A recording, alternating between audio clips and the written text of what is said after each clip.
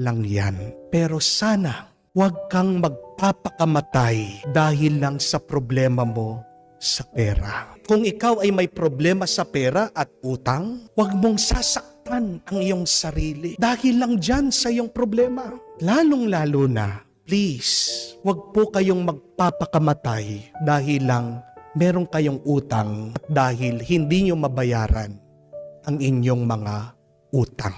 Alam ko po, marami sa inyo, sayid na dahil sa kakaisip sa problema sa pera. Alam ko po, marami sa inyo natetempt, natutokso, malapit na ng magpakamatay dahil sa problema sa pera. Pero bago po kayo gumawa ng masama, alalahanin nyo din po ang mga bagay na ito. Ang pera, kapatid, pwede mong kitain.